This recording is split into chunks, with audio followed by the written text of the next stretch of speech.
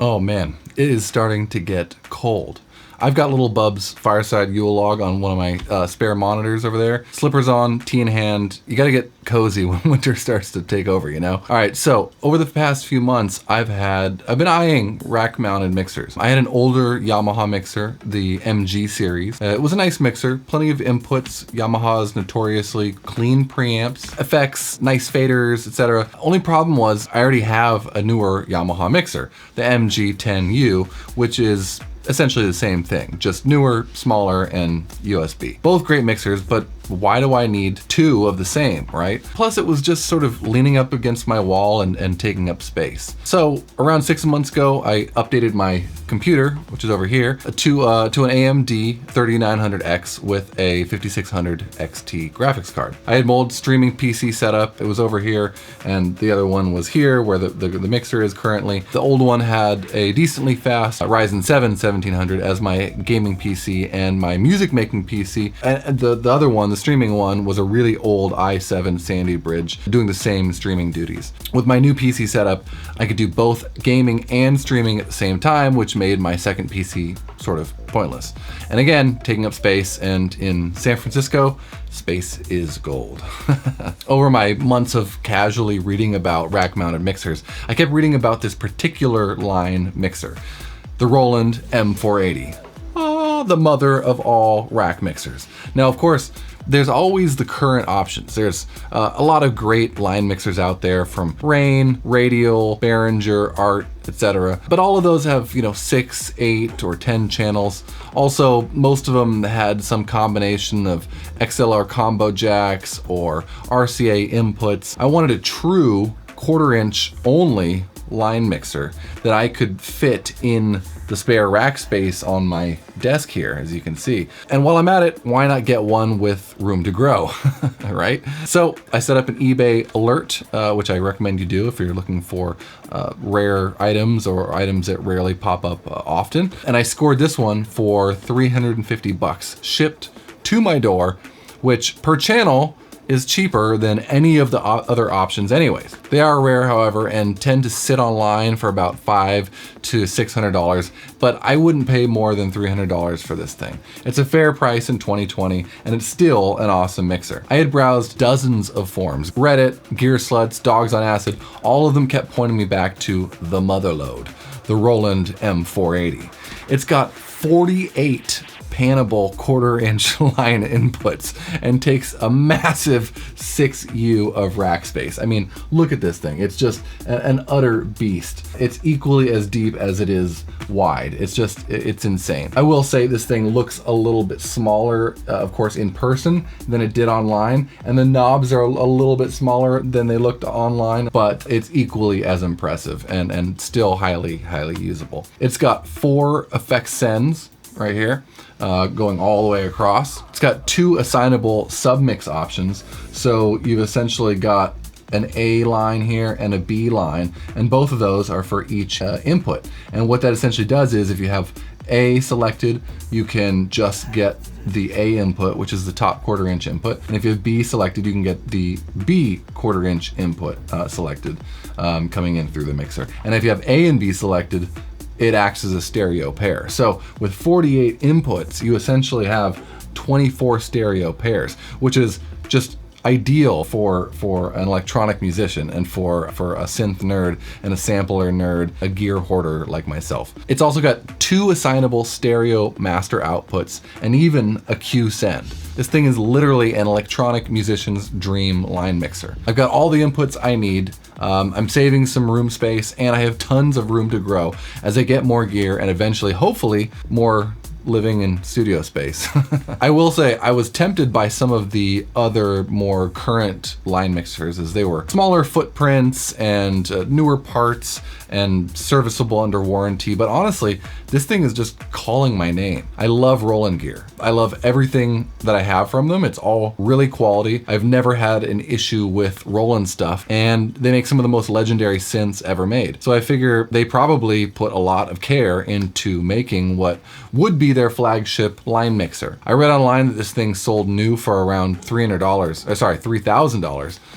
So it had to be quality, right? Anything that's going to cost that much, especially their flagship line, is going to be top notch. Also, I was hedging my bets that it had a bit of character to it, which it does. There was a few people calling it warm, and they were right. It's definitely a warm sounding mixer. Now, I don't want to instigate that the M480 is warm like a Neve desk or something ultra high-end like that. This is more of a 90s warmth that was shared with devices. Many of the older samplers, think Akai S1000, MPC 60, Roland S760, the EMU dance romplers, that sort of thing. As well as many of the older mixers. It's hard to describe, but they just had this warmth to them happening somewhere in the signal path. It was a bit of a roll off in the high frequencies, as well as a thickness in the low end and the mid frequencies. If you listen to dance tracks from that era, you'll be able to hear what I mean. The more you track with those things and the more the sounds stack up, the more obvious it is. I will, however, be demoing the sound of this thing as well, because why not, right? Ideally, there'll be a sound demo for everything audio related on YouTube. And to be honest, there's really only one video of this thing other than this one featuring the M480, and it's a bit old and low quality. Let's talk about the features. But first, if you like this video, please give me a like and a subscribe and hit that notification bell so you can be notified when I put up new videos. All right, so let's take a look at this thing kind of up close here. I'm gonna zoom in a little bit so you can see a little bit better. So these are all inputs here. Essentially, you've got a bottom knob there, down here, or down, whatever. You've got a bottom knob that you can turn, the left or right stereo panable. And so of course, if you're gonna be using both inputs, you'd want to spin one to the left and one to the right. And then the center knob there is how you control the gain, the incoming signal. And below that, you've got your A and B selectors. And again, like I was describing, those essentially allow you to have 1/4 inch plugged into each one, and then you can select exactly what you want for what mix. So you could have an entire A mix set up for one thing, sent to one output, and then a B mix sent to another output, because you've got two master stereo outputs, which we're going to get to in a second here. Moving down, you've essentially got your effects send 1, effects 2, 3, 4, and then an aux 1 and 2. And honestly, I've been reading the manual. The manual is fairly archaic. It is older. It's it was written in the early 90s, I think. And I can't figure out if the effects and auxes are stereo. I'm assuming they're mono because it's only one jack, and I haven't quite tested yet plugging in like a stereo 1/4 inch to 1/4 inch Y splitter out of it. But that'll be a test for another day. Even if they are mono, it's fine. It's kind of the norm. Here you go. You've got the master and sub output selector switches here. It's really nice being able to select between the two of them. Again, you can have two mixes and you can have two different setups, right? So I have the master output in the back plugged into my 18i20 here. You can see it there. There we go.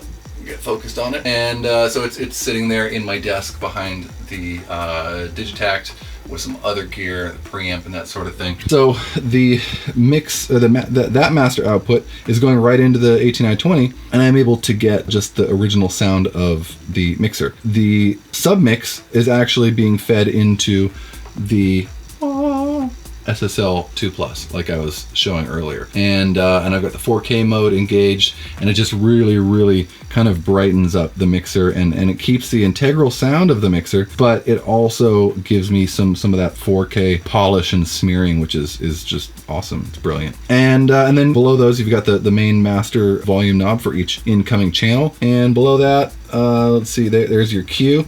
So you've got your Q selectors, and those go, let's zoom out a little bit here. Those go to this area, the Q indicator light here, your mute indicator light, power indicator light. You've got to monitor Q levels that will move when you're sending out of the Q, and then your master there. We've got a mute on and off. This is a master volume, master balance. This is the sub output with a balance as well on there. You can listen through the headphones to the sub mix or the master, and then you've got your volume of both monitor and the headphones built into one knob. And then of course your power switch.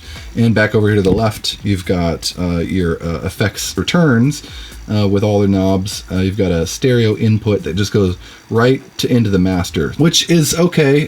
I mean, it's better than nothing, but I have a pair of 1/4 inch here that I can plug into if I want to, say hook up my, micro Korg or a drum machine or something. And that way I can get some levels on it and I have a little bit more control. But not a big deal, just having the cables hang out there. It's really all good. Let's give this thing a listen and see what it sounds like. We can listen to it.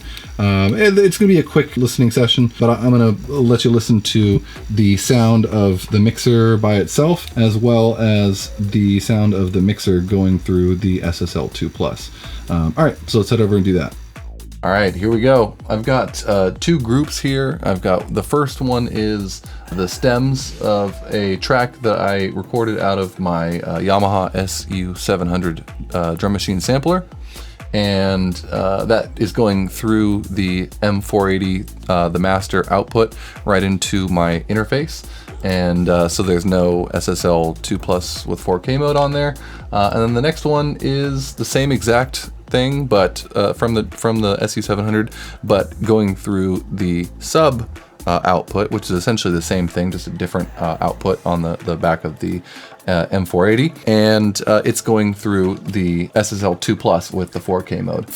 I'll let you hear them, but what I found is, especially once they were level matched, you can hear the warmth and the body that the M480 gives the tracks. And when they're level matched, the SSL2 Plus with 4K mode sounds a little bit thinner, but that's because what it's doing is it's giving it some upper harmonics there. And so when they're level matched, of course, it's gonna have a little bit less bass, but you can hear a little bit of gelling and stuff with the 4K mode. Both sound great, honestly, both sound great, but I will let you hear them for yourself. So this is just a straight up Roland M480.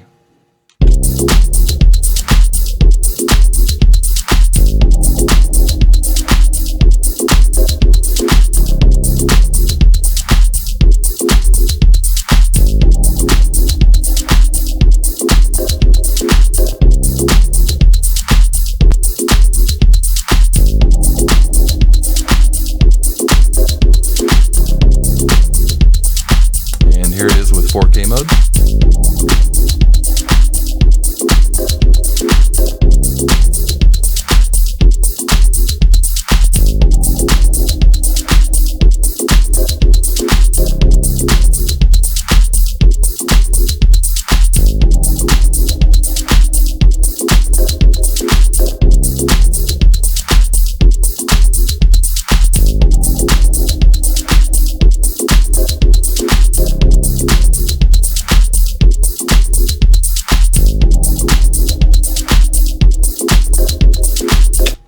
So there you go. That is the sound of a drum machine sampler going through the Roland M480 48 channel line mixer.